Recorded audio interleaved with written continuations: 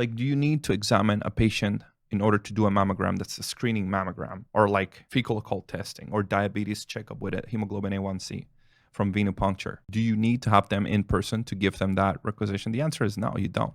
DEXA scan, things are classical. Pneumonia vaccine, hepatitis B vaccination. These are classical things that you don't like. We could automate that to make it efficiently. And then you have the AI going like, this is how you should bill it, get your revenue, and then could eventually do that. Today at 7/20/20, July 20th, 2025, I saw John Doe at 1542. Billing codes are this, screening this.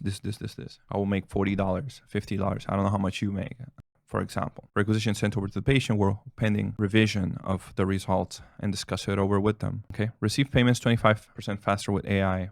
Sends claims error-free. So reducing unnecessary care, imaging reduction, AI care cuts unnecessary imaging by about 24%, ER optimization. This is this depends on the tools. It's kind of a wide statement. ER optimization, automated triage, reduced emergency load by about 19%. This is where I'm trying to get instant HPI to people here in Quebec, and it's very difficult because the system is very fractioned, and the people at the head, at the top, they have understanding of what needs to be done, but they're not even doctors, number one.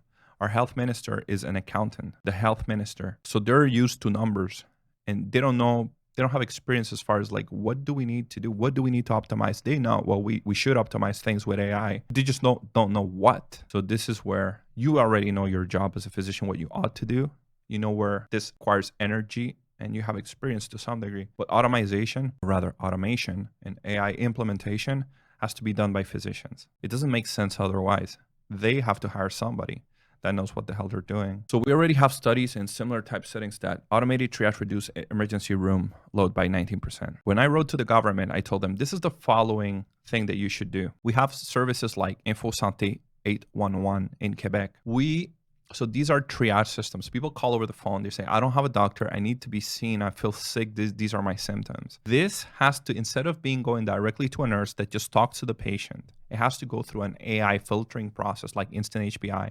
The patient fills in the form sends it over to the nurse. Now, the nurse has all the information organized and triaged by the AI. The AI says, well, this is a patient that passed out. This is triage, what we call here P1. This needs to be seen in the emergency department because we don't know what it is. It could have stroked out, it could have been orthostatic hypotension, like a vasovagal episode. It could be something far more serious, right? It could have been a epileptic seizure. Who knows? So this is already arranged by instant HPI for the actual nurse. And the nurse then even has a referral to the ED physician that she could send to the patient, explaining the entire process of all the information that was captured so that the physician doesn't have to do it again or the nurse at the hospital do it again. This can all be done online. This would significantly decrease because the other problems here in Quebec is, let's say the patients they don't have a family doctor, they get sick. They go to that nurse and then she goes like, well, I can have you seen tomorrow because this is different. You have like a dental infection. The AI says you could use Advil and have him seen by a dentist tomorrow, or it can be seen irreversible pulpitis, whatever diagnosis the AI thinks you have, dental cavities, dental fracture, who knows, right? The AI will prepare a document that can then be provided to the next person taking care of the patient in a streamlined fashion.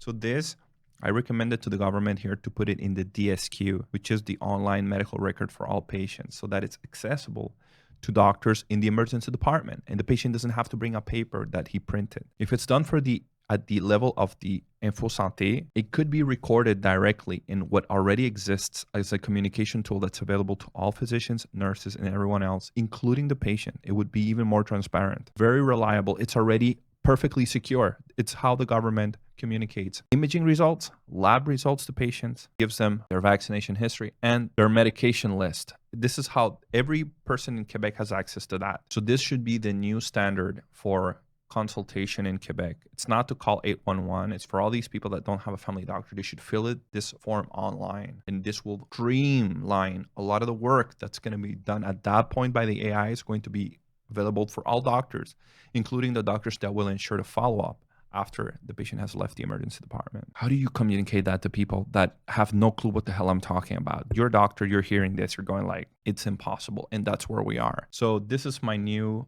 challenge and my new fight.